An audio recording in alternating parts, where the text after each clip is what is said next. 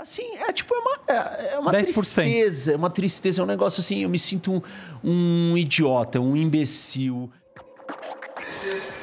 Posso voltar num Sei ponto lá. aqui que eu acho que vai ser bem importante pra gente, já que você tá com... Você é um professor e você é um professor que está seguindo uma rota bem alternativa do ponto de vista do que a gente faz, né, no YouTube. E, sim, e muito legal, tá? Eu sou totalmente a favor, assim. Mas eu queria que você, de fato, trouxesse a discussão da tecnologia do ponto de vista do que aconteceu na pandemia. Então, a gente tem muito mais ensino remoto. Como você, como professor, como você vê essa questão, não só dos LMS, né, para quem está em casa, que é dos sistemas de ensino remoto, mas das tecnologias que vão, em última análise, mudando a dinâmica tradicional de ensino para essa nova que a gente está vendo agora, mesmo nessa volta, que é uma mais híbrida e com mais recursos interativos do ponto de vista de algoritmos e tal. Como é que você acha que isso é bom, é ruim para um lado, bom para o outro? Como é que você vê isso? Tudo na vida tem lado positivo e negativo. Claro. Ponto. Não, acho que a gente tem que partir dessa premissa. Perfeito, concordo. E assim, o ponto do lado positivo. Acesso a milhões de pessoas de jeitos fáceis que nunca tivemos. Ponto negativo. A gente precisa ter alguns códigos de conduta para viver dentro do mundo virtual e digital. Não, mas isso tô falando aí na educação. Então, indo para a educação. Dar aula por Zoom. Isso. Vai lá. Eu dei aula da pandemia inteira por Zoom. Desculpa. É uma catástrofe. Pensei que ele fosse falar, é uma merda. Vocês não me viram falando isso. As pessoas que me acompanham não viram. Ele falou, em outras palavras, que é uma merda. Ele falou do jeito professor, que é uma merda. É uma merda mesmo.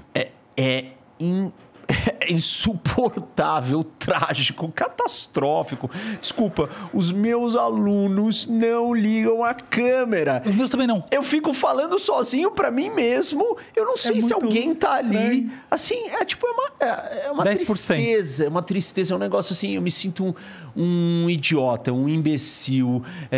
Que eu tô perdendo o tempo deles, o meu tempo, que ninguém tá prestando atenção, que ninguém tá ouvindo, que não tem como ouvir, porque é chato. É muito difícil. Sério. É muito difícil. Eu acho isso também, tá? A aula de Zoom, a aula digital ali...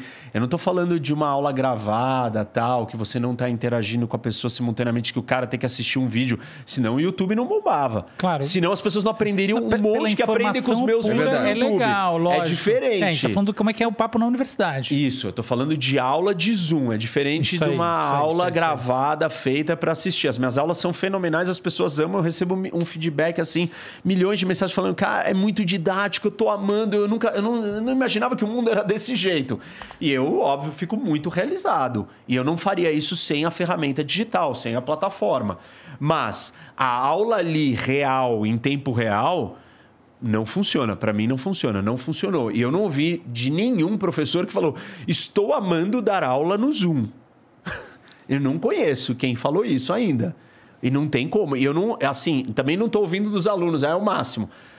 Você pode ouvir do aluno ele falando assim, não, é confortável, eu estou em casa. Ele não está prestando atenção, nem olhando. Estava jogando. Tem uma outra questão também, né? Você vê um fenômeno, uma questão econômica ligada a isso? Porque eu vejo fortemente, tá? Eu acho que assim, um dos grandes problemas da pandemia, do ponto de vista das aulas remotas, é que nem todo mundo tem acesso ao computador. E não é a mesma coisa você fazer uma aula no celular e no computador. Se você não tem o computador, ainda mais assim, na universidade pública, né? E não é só isso. A gente tem vários outros elementos. Por exemplo... Tem o cara que não tem a porra do tablet, não tem o celular também. Calma aí, gente. Você tem espaço na sua casa em silêncio?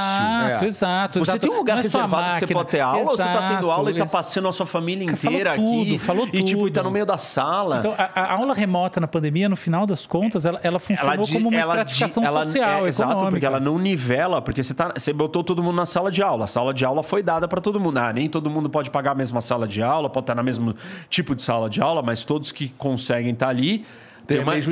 Tem uma nivelação. Isso não acontece quando você fala da realidade de cada pessoa. Falou tudo.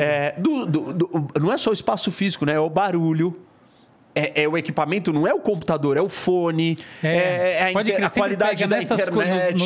Nas coisas auxiliares. Tipo, a câmera não funciona, é a qualidade da internet. Total, cara. Assim, tipo, e eu tenho usado esse exemplo para mostrar como a geopolítica entra na nossa vida pessoal. O que é um exemplo de geopolítica? É isso. Na pandemia, a gente viveu a geopolítica como nunca. Os nossos espaços dentro das nossas casas mudaram. Porque se você trabalha dentro de casa, você não aguenta mais. Você quer ter 2 espaços. Tem um monte de gente falando assim, eu preciso de uma casa maior, eu não quero morar mais em apartamento, eu não quero morar em São Paulo, eu quero morar num campo. Isso é pura geopolítica. Eu saí do meu apartamento, que era no Jardins, geopolítica, a sua relação com o seu espaço físico mudou. E impôs uma nova realidade para você. Relações do espaço físico desse mapa impõem novas realidades para você e fazem seu comportamento como pessoa mudar. E você precisar de outras coisas. E você mudar seus valores. Talvez seu valor era morar numa cidade grande, agora não. Eu posso morar no campo. Posso morar na praia. Você sente que, de maneira geral, os brasileiros sofreram uma mudança... Ou sofreram a palavra negativa, né? Porque tem a conotação negativa, na verdade. Mas eles experimentaram uma mudança de valores determinada por esse isolamento social e por essas relações digitais? Acho que sim. Eu só não sei qual. Não consigo dizer o que ainda. Tem muita gente que passou a valorizar outras coisas. Tem muita gente que está mal, psicologicamente afetada, emocionalmente afetada. Tem gente que está reavaliando várias coisas da sua vida. Não quero trabalhar com isso. A taxa de divórcios grande. Tem 1 milhão de coisas se transformando. A gente não sabe o desenrolar disso e para onde vai. Foi um pontapé. Isso a gente vai ter que estudar no futuro. Vai. Por exemplo, nos Estados Unidos está acontecendo um fenômeno muito interessante. As pessoas estão deixando de trabalhar. The Great Resignation. Isso. O cara não quer mais trabalhar. Ele fala assim, para que eu vou trabalhar? Eu vou arrumar um outro jeito de ter renda.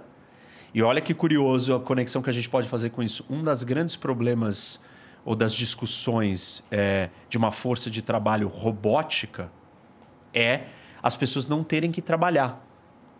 Se elas não trabalharem, o que vai acontecer com a vida delas? Será que ela vai se sentir satisfeita? Como vai ser o dia dela? Que eu já discuti. Pra mim não funciona essa porra de ficar parado. Pra mim também não. Eu odeio férias, por exemplo. eu não consigo. Pra mim, férias, eu também trabalho. Só que aí eu trabalho em paz sem os outros ruídos. Mas é mais trabalho. Eu nem sei o que é férias. Porra. Não tem sentido nenhum, coisa mais chata. É chato. Bom, mas o fato é o seguinte, que imagina que estranho se as pessoas agora estão aceitando não trabalhar. Estranho não, mas tem uma conexão de uma aceitação talvez maior do mundo robotizado. Perfeito. E das pessoas não terem que ter trabalho. Talvez isso seja um pontapé para o início de uma coisa que antes era uma dificuldade.